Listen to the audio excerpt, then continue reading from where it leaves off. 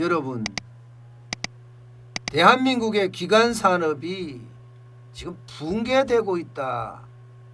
이렇게 현장에서는 이야기하고 있습니다. 기관 산업이 붕괴된다. 이것은요, 대한민국의 미래가 붕괴되고 있다 해도 지금 과언이 아닙니다.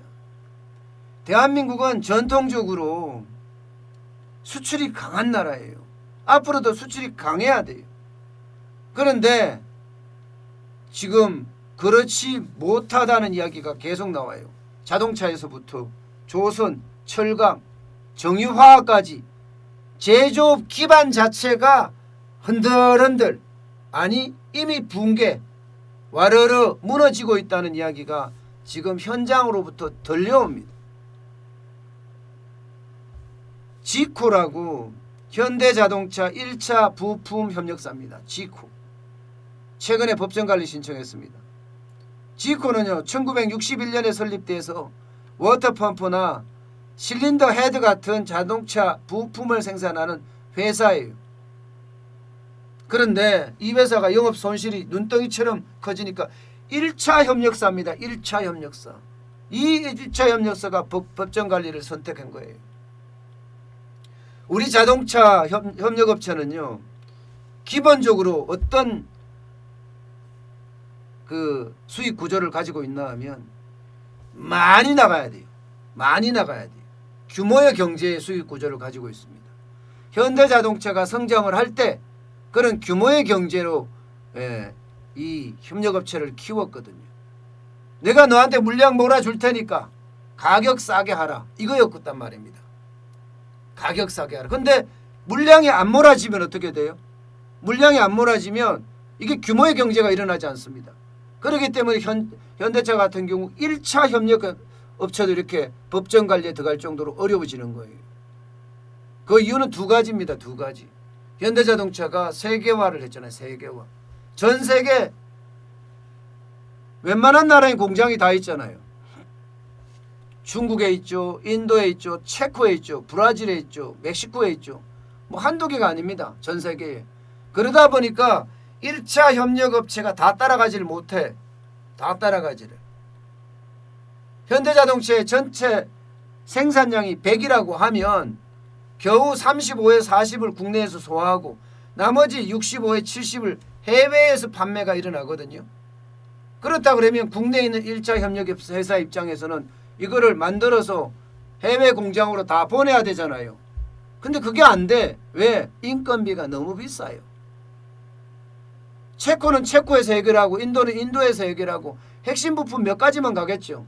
다 각 나라 지역에서 지역화, 로컬화 했는 거예요. 지역화를 한 거예요. 그러다 보니까 1차 협력업체 입장에서는 몰아주는 게 안 되잖아요. 게다가 코로나19 때문에 자동차 수출이 안 돼. 그러니까 몰아주기가 안 되니까 이게 1차 협력업체도 이렇게 부도가 나는 겁니다. 납품 단가가 현실화가 안 되니까. 그만큼 심각한 겁니다. 그만큼 1차 협력업체가 망한다. 이것은요, 어떻게 생각하면 현대자동차도 각성을 해야 되는 부분이에요. 뭐 오늘 기사에 보니까 제가 그걸 쓰려고 하다가 안 썼는데요. 현대자동차 무분기 노사 타결, 임단협 타결, 그리고 임금 동결했다는 기사가 굉장히 크더라고요. 그런데 그 뒤에 상여금 주고 뭐 이것저것 주는 거 보면요, 야, 엄청납니다. 연봉이 장난 아니잖아요. 그런데 협력업체는 어떻게 되고 있습니까? 지금 협력업체는 지금 다 죽어나가고 있어요. 오죽했으면 협력업체 사장이 추석이요? 지금 명절 분위기 따질 때가 아닙니다. 사느냐 죽느냐 하는 판국입니다. 지금 이대로 가면 사느냐 죽느냐가 시간 문제다. 이렇게까지 이야기합니다. 시간 문제다. 이 회사는 특수광을 전문으로 하는 중소기업인데 1984년에 창업을 했다고 합니다. 특수광. 그럼 철강업체의 1차 협력업체라는 거잖아요. 근데 여기도 마찬가지예요. 내가 외환위기를 겪어봤지만 외환위기보다도 금융위기를 겪어봤지만 금융위기보다도 더 심각한 게 지금 현재다. 이렇게까지 이야기를 합니다. 예. 그러니 뭐 난리는 났죠. 재고는 쌓이고 찾는 사람은 없고 여기에다가 자기 협력업체에대는 현금을 지불해야 돼. 삼중고에 삼중고.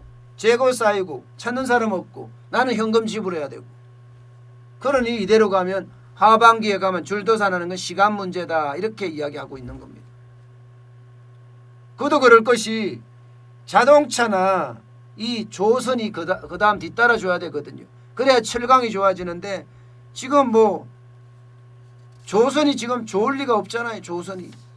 조선도 굉장히 지금 어렵습니다. 예, 전 세계 수주량이 굉장히 떨어졌어요. 여러분 크락슨 이러면 크락슨 리서치가 이제 이 조선에 대한 시황 분석 기관이거든요.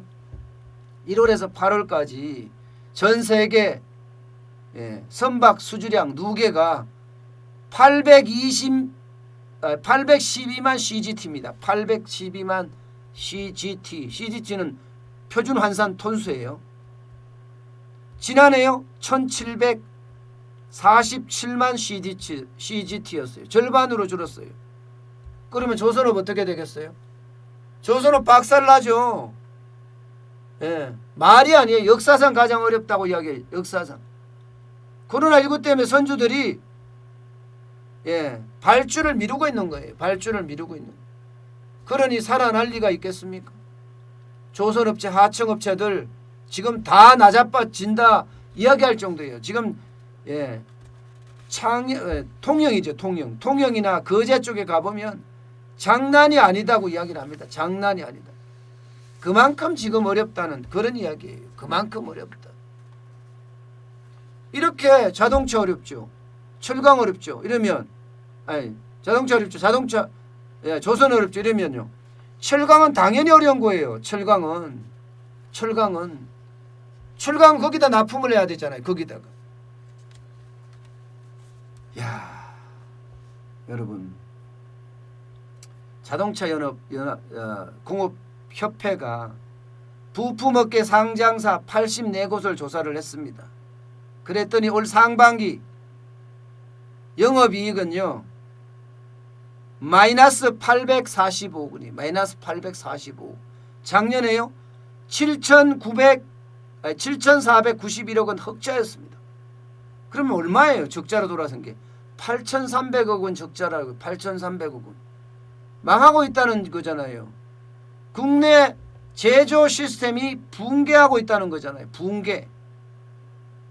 이게요 한국경제연구원이 실제로 대한민국 제조 시스템이 붕괴되고 있다는 보고서가 계속 나오고 있습니다. 계속. 보세요. 5월에 공장 가동률이 63.3%였습니다. 6월에 68.2%, 7월에 70%까지 올라갔지만 이게 많이 중요합니다. 8월부터 또 떨어지기 시작합니다. 8월, 9월은 지금 최악으로 갈 가능성이 크다고 이야기합니다. 9월은 최악으로 갈 가능성이 말입니다. 이렇게 가동률이 떨어지게 되면 어떻게 되겠습니까, 여러분? 이게 결국은요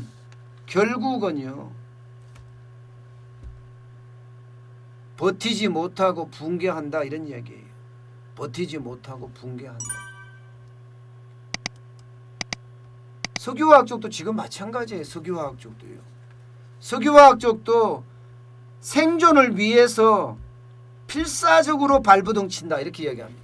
이게 참 발부동 친다만 해도 어렵다는 표현인데 그 앞에 필사적으로가 또 들어가야 돼요. 그 정도로 지금 어렵다는 거예요. 한국 플라스틱 제조업 협동조합 이러면요 LG화학이나 LG케미칼 뭐 이런 대기업으로부터 원료를 받아서 플라스틱 제품을 생산하는 제조기업입니다. 2018년 기준에 2만 785개였습니다. 그 중에 50명 미만 중소기업이 아주 작죠. 19,625개입니다. 96.3%예요. 96.3%. 그러면 여기가 어떻게 되겠어요? 여기가 힘을 받아서 갈 수 있으면 좋겠지만 지금 똑같은 현상이 반복되고 있어요. 자동차 쪽으로 이 플라스틱은 사출용으로 만들어서 납품이 되는 거거든요. 자동차 수출이 안 되니까 여기도 마찬가지. 그랬더니 이렇게 이야기하더라고요. 이제 끝났습니다. 정부의 지원 기대도 안 합니다. 솔직히 기대해봤자 뭐 하겠습니까? 중소기업 사장이 이렇게 이야기합니다. 중소기업 사장. 그 정도로 대한민국의 현재 상황은 굉장히 어려워지고 있다, 이런 얘기입니다. 굉장히 어려워지고 있다. 그게 우리에게는요, 어떻게 생각하면 점점 제조업이 무너진다는 건 치명타가 될 수도 있습니다. 우리의 수출 기반이 다 무너지기 때문입니다. 우리는 앞서 말씀드렸잖아요.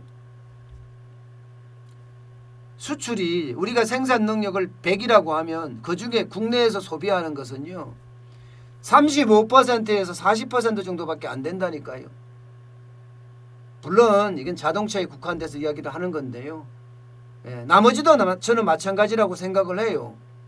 그랬을 경우에 우리 전통산업 말입니다. 전통 제조업 이렇게 수출 안 되면 죽어요. 제조업이 붕괴되면 대한민국 미래는 더 이상 없다. 저는 그렇게 생각을 합니다.